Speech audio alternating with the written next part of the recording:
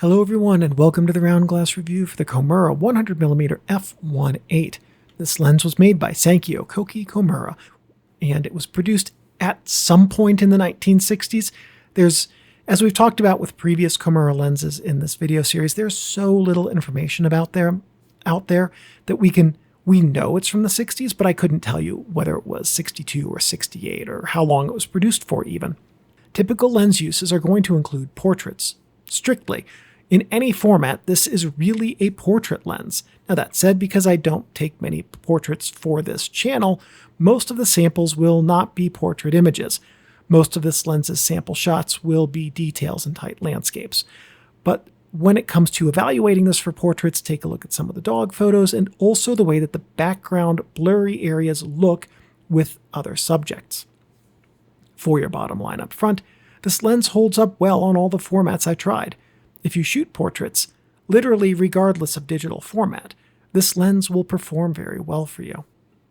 Your focal length and angle of view are 100mm and 24.4 degrees on full frame, 150mm and 16 degrees on APS-C, and this is absolutely lovely, it's 80mm and 31 degrees on GFX.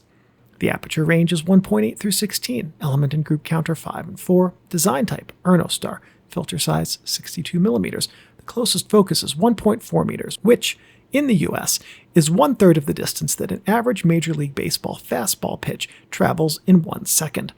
The drive type is manual focus only. The native mount was Komura Uni-P, which is also called Unidapt and Unidaptor mount. Some people, like Wikipedia online, indicate that this is a T-mount lens. This is not a T-mount lens. Uni-P is not the same as T-mount. Komura adapters are needed, a Komura Uni-P adapter, and those were available in M42, Adixa, Exa, Konica, AR, Exacta, Topcon, Nikon F, Canon FL, Minolta SR, Miranda Yashica, Pantamatic, Petri Penta, 16mm C-mount, and Alpa.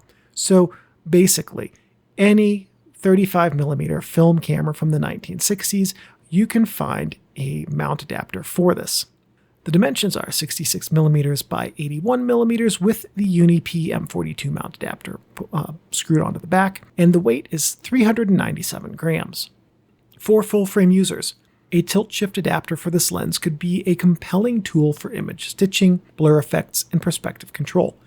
A tilt-shift adapter can allow you to create over-the-top blur effects with this lens, or create much deeper depth of field in your images at wide apertures than this lens is typically capable of delivering. Next, this is a preset lens, meaning you have 2 aperture rings. One is called a governor ring.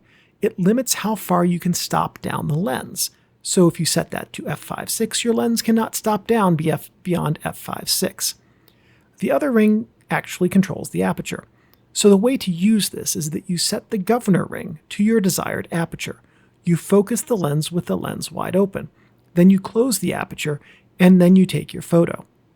For GFX shooters, this lens offers a slightly wide portrait focal length with stunning depth of field control, either for subject isolation or shallow depth of field photos. Starting with the fairy lights and the lens at infinity focus, we see even illumination across the channels. Cat-eye projection outside of the Micro Four Thirds area exists, and there are also signs of some internal lens dust. Gross. At the closest focus, with the same lights, we see evidence of some overcorrected spherical aberration in the blue channel, and in that large red light at the top left, you can see on the bottom of it those 2 fan-shaped growths. Those are coating failure on the outside of the front element's rear surface. We'll do 2 rounds on the dots test chart because I was curious about something. This first shows the lens on a full-frame camera, and we see, from a technical perspective, an abject catastrophe. Radial astigmatism, tangential astigmatism, spherical aberration, coma, field curvature, and chromatic aberration. This is the sort of performance that would trigger spasms in an optical engineer.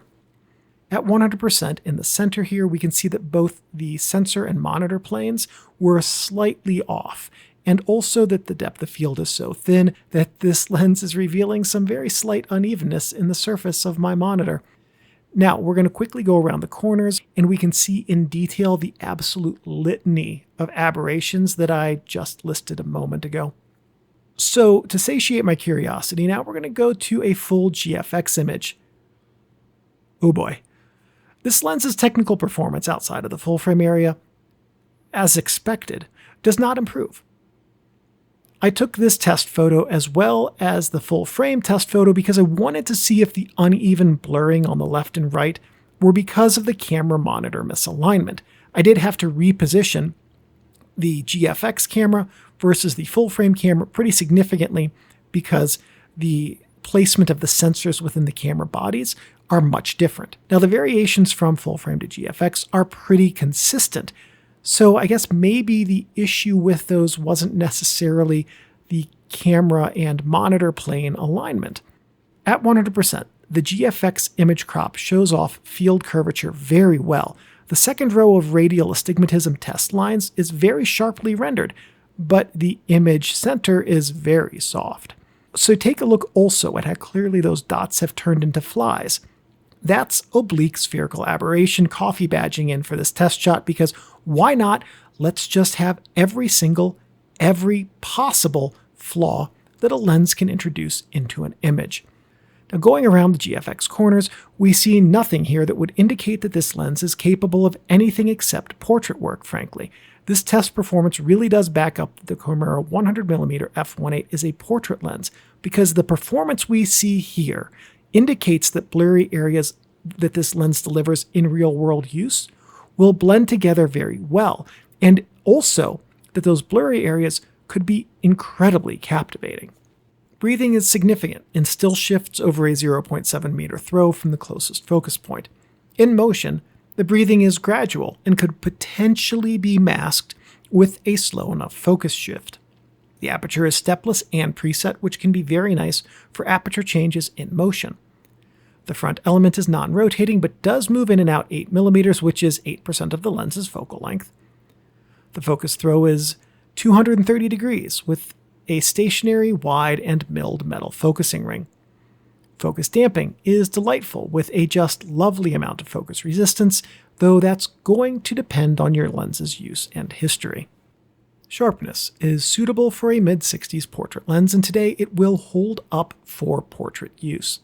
This lens can render some details like dog fur in sharp resolution, but it also remains soft enough to mask many blemishes, and people getting their portrait taken with this lens are likely to find the images from it more flattering than portraits taken with a very technically precise lens. The build quality is good, and this lens is easily repairable as the front cell can be removed very easily from the lens body. Honestly, a bit too easily. Sometimes my lens's front cell unscrews rather than the lens's M42 mount coming out of the camera.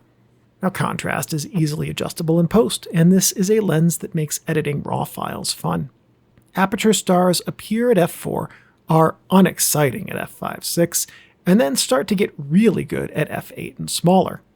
I find these stars interesting because they are symmetrical, but the points are spaced and lengthed unevenly. Out of focus areas are simply delightful. Ernostar designs, the precursors of Sonnars, are known for lovely blurry areas, and this lens absolutely delivers in that regard. Distortion, for giving some absolutely awful camera alignment on my part, is exceptional and non-existent. Light loss on full frame is almost nil, even wide open. On GFX, light loss lasts through f5.6, but by that point it's just a faint darkness in the very image corners. Overall, the performance here would be suitable on both full frame and GFX, especially for portraiture. Flare and ghosting never occurred for me, which may be due solely to this being a telephoto lens that came with a very, very long telephoto lens hood, and also that I never took photos with this lens without that hood being on.